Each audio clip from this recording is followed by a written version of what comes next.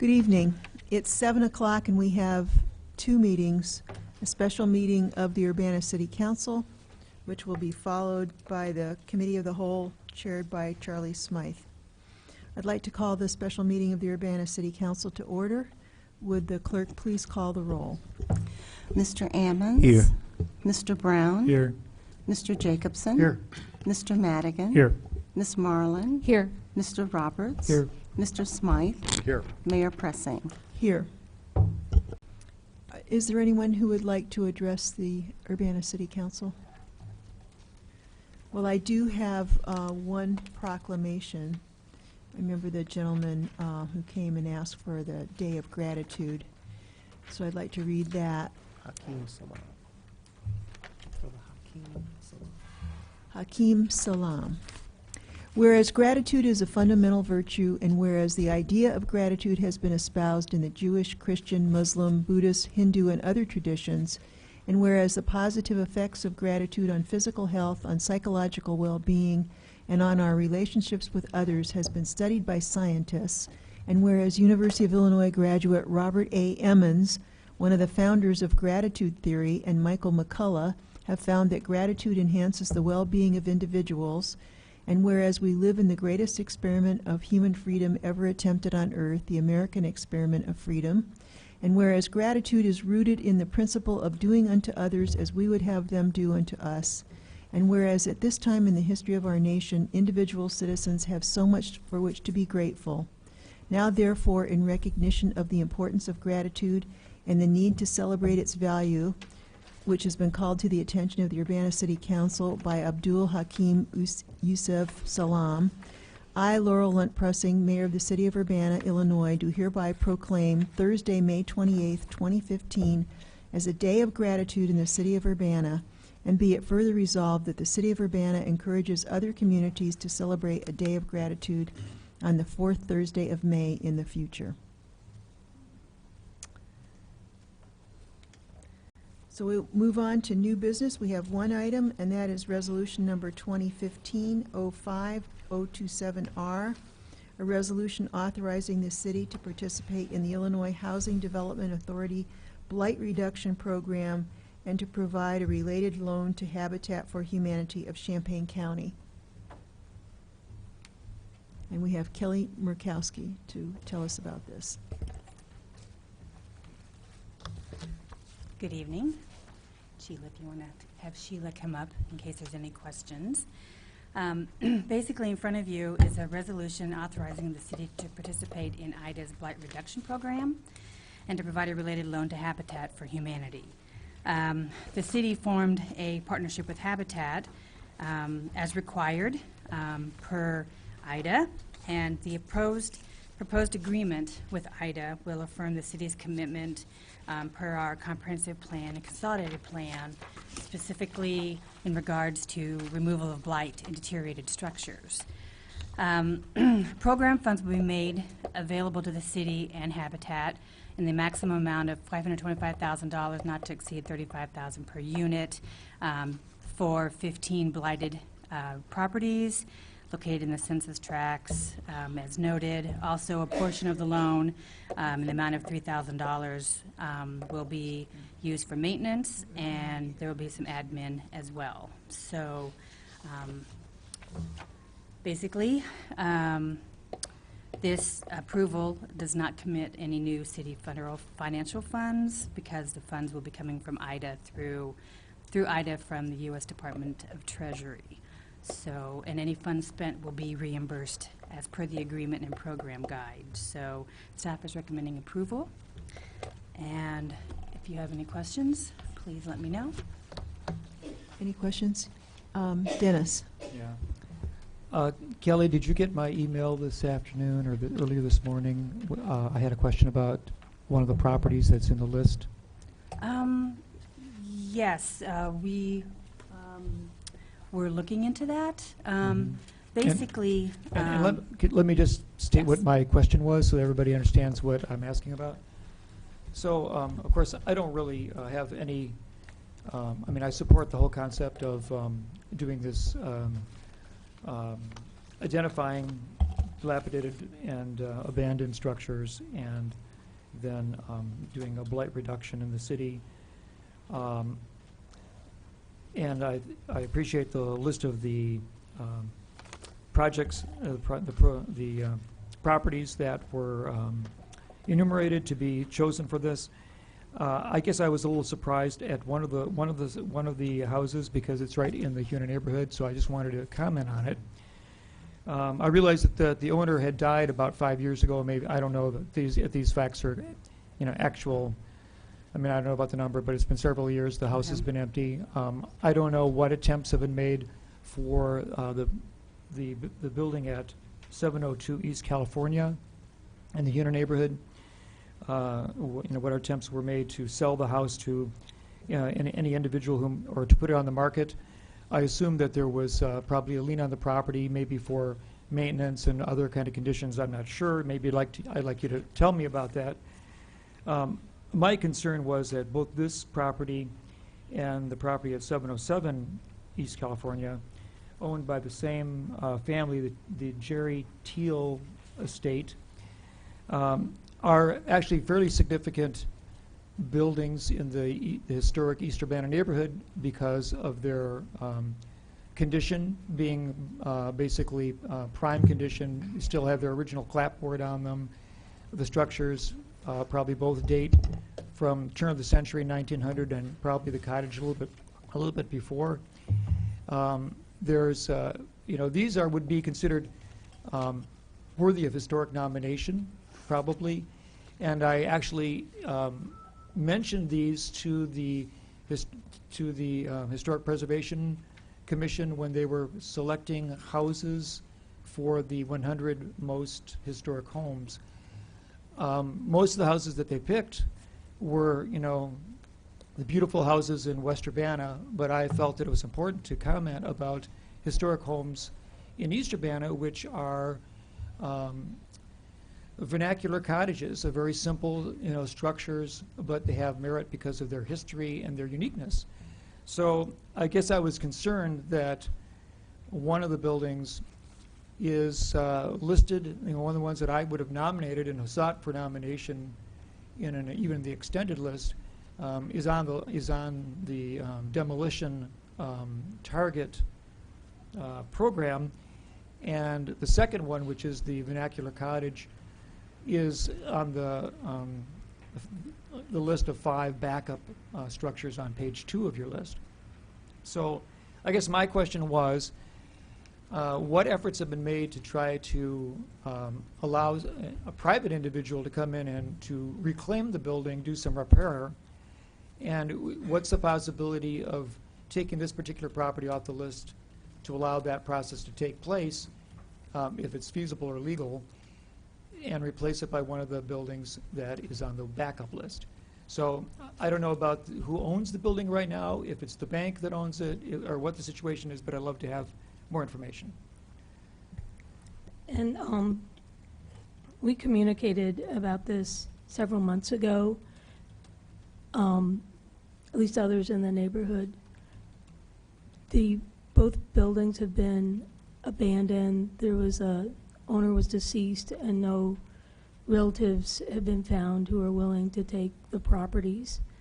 Taxes have been purchased, and that deed for the taxes will be come due in October. At that time, we'll get access to the properties. We haven't been able to make a complete assessment because there's no way to get access to the properties.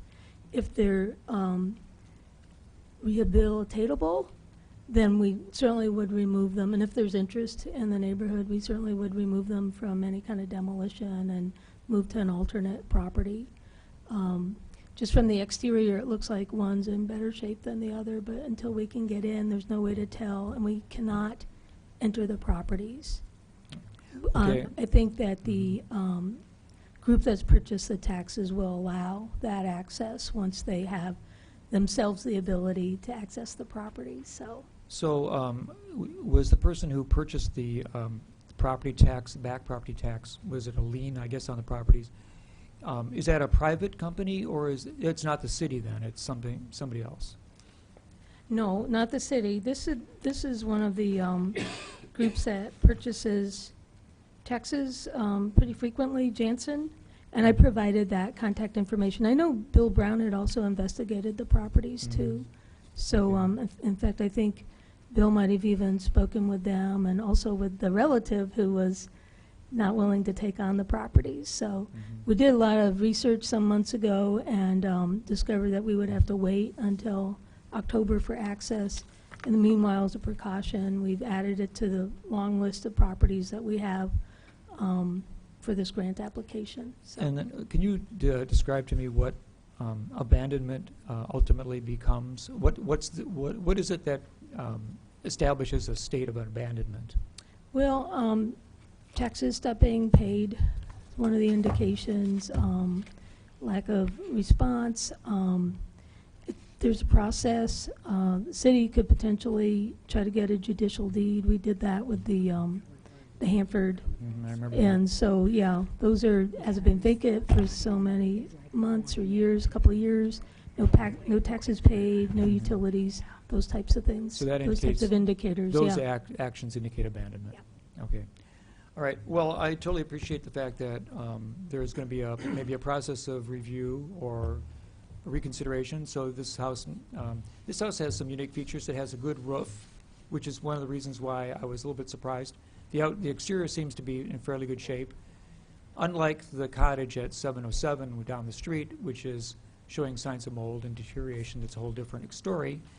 But yeah, without understanding what's happening on the inside and whether it's a total gutting or if it if renovation would require just superficial cleaning and some work like that. I mean, it would be a whole different scenario for maintaining what could be a good family home in the neighborhood. So I hate to see a building that has at least it seems like a pretty sound exterior removed for lack of maybe interest. Okay, well, thanks. I do appreciate that. Yeah, and they were put on the alternate list, so if it turns well, out the one that is not. The larger house is on the main list. Well, I don't know. I guess I see it's below the gray line, but I understand that you're asking for 15 right. 15 units. We got more funding than More we thought we pending would, than we so it have was money good. for. So is everything below the gray line part of the potential but not dedicated list? This gray line being halfway down page 1? That was our, the top part of that gray line was what we proposed, but we actually can do up to 15 out of the 15. 19. Right, okay. All right, well, thank you. Bill? Yeah, well, just to follow up on that a little bit, I didn't speak to the probable heir of the houses, but I figured out who it probably was, and it was kind of a complicated situation where a father had died. A father and son lived close on that same block in different houses, and the father died, and within a year the son died, and he had one sister, and that sister was in Florida, and she died the next year, and she had one son, and so the nephew was the inheritor, but he was like a internet technology whiz that made a lot of money and wasn't real interested in coming up to claim the houses, apparently. Stephen Chrisman did speak with him. Oh, you did? Our inspector Somebody did did speak speak with with him, him, yeah. okay. I did have a question. It referred to a couple of times about the program guide that was an attachment, and I don't think we got that. But I was curious, it says you can use it for demolition, greening, and eventual reuse, repurpose, and redevelopment. That means as a demolished property, demolished property, right? There's no such, there's no way to reuse it as is or refurbish it or anything like that. Not the way the grant is worded. Okay. Then another property on that list, I know we have a zoning case coming up for in a couple of weeks that it may be rezoned for reuse. So I assume that there's some flexibility to apply for substitute properties if these properties over the past few months have become usable or go into different hands or something. I did have a question about the abandonment process, and if those two houses on California in particular, this is the third year, I think, since the taxes were sold. When and we've been mowing the lawn. I think last year we were mowing the lawn, taking care of it, boarded up some windows. So obviously they were abandoned. Is there a way to speed up that tax sale process or the tax deed process faster than 3 years if you can consider them abandoned? Or 2.5 years, whatever it is? No, that's the time limit. I mean, we could, if the city wanted to try to gain ownership, probably take several months in court and those costs as well. So it's unfortunate, but that's the timeline. Must Okay, be and then statutory. do any cities ever purchase taxes? Is that legal for cities to go buy taxes? Do you know? I would imagine a city could. Might be, it's a little bit speculating somewhat, but I would imagine cities do all kinds of creative things if they can. Jim Simon, do you have a comment on that? I'm not sure whether the city can buy taxes, but certainly if the city has done any work, grass cutting or what have you on the property, the city can place a lien, and then if the city so desires, it can foreclose on that lien. Okay. Thank you. Thank you. Aaron? I just thought I'd butt the line there, Charlie. Sorry about that. But the question of a lien and the foreclosure piece brought me to my question, which the program seems to, it says it is to decrease preventable foreclosures and stabilize neighborhoods. And I was wondering, do we have record of actually preventing foreclosures, or do we tend to work this from the perspective of demolition and working with Habitat for Humanity? That's my first question. Well, this is a grant that's being used for all kinds of purposes. Some communities have a lot of problems with foreclosures, and that's not really been our problem. It's more getting the getting these properties cleared if they need to be, and reused and rebuilt with Habitat homes. So I think that other communities might use the same program to prevent foreclosures. We're really looking at removing the blight in our application. So there's a process that we use to determine blight and to locate these different places that we consider to be prime for redevelopment and all those types of things. But given the economic crisis that a lot of people find themselves in, we do still hear about people losing their homes. I was just wondering if there was some sort of process that we had to identify people who are in trouble or who are on the brink of foreclosure and helping them save their homes in that regard. Not necessarily with this grant, but we also have a joint grant with Urbana and Champaign through the Attorney General's office, and folks who are in the foreclosure process get an opportunity for mediation services through that grant that will hopefully stop them from going through the foreclosure and be able to make some changes. Okay, so I'm just, what is it, $525,000 we have for this grant? But, and through that other program, we are locating people, we are helping other people. Once they start the court process of foreclosure, then they are referred to mediation, and that other grant does pay for their mediation, so they don't have to come up with any money out of pocket. But for stopping the foreclosure, the mediation cost is one thing, but the actual, you owe money, right, to stop the actual foreclosure, right? Yeah, and I don't know that process. I'm not familiar with it or what happens. I just know that the Attorney General grant has identified a piece of that application, or that grant application, to help folks going through foreclosure, and will pay for mediation to help them along the way. And that's why I raised the question in relationship to this particular grant, that because the way it reads to me that this grant could be used, let's say if a Urbana resident was about to lose their house for $10,000 in back taxes or whatever the situation may be, that we could actually pay that for them and to keep them afloat or something like that. That's the way it reads to me. So that's why I was hoping to see that there was something like that in there, especially after talking about possibly putting a lien on somebody's house and foreclosing on it for us to own it. Right. It's my understanding the rules of this grant were really targeted for blight reduction and the negative impact that has on a community. Okay. I mean, the state program was called the Blight Reduction Program. I just had one other question. This is about partnerships. Do we partner with anyone else other than Habitat for Humanity? is this an RFP process type of thing? How does Habitat for Humanity become our partner in a situation like this? In the application, is required to have a not-for-profit or partner. So we've done some good joint projects with Habitat, and they had the capacity. We also work with Homestead, who are partners, another Chodo Community Housing Development Organization, who are partners for the Crystal View Townhomes and also for the Kerr Avenue project.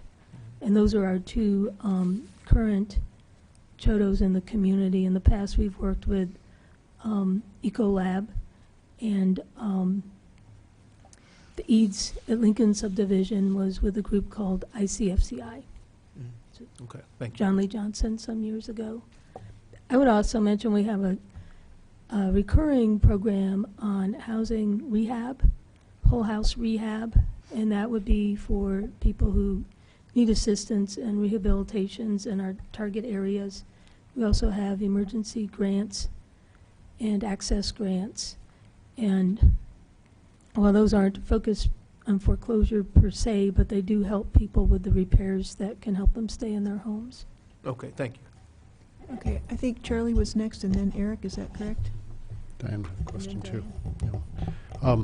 So I'm going to follow up on Bill's comment. It strikes me that going in and demolishing the entire interior of a house might qualify, and I'd request that you get clarification. I mean, literally, if the outside of the house, and given it might have a historic nature, like Dennis says, but the interior just needs to be modernized and so on, whether that would qualify as a demolition under this grant. So if you could just get clarification from IDA and the feds, I'd appreciate that, because maybe we have a little wiggle room there and be sort of a whole house rehab in a sense, but Habitat is rehabbing properties now. We're not all of our projects now are demolition reconstruction in an attempt to maintain that character of a neighborhood. Great, yeah, that's a great follow-up answer. Thank you very much.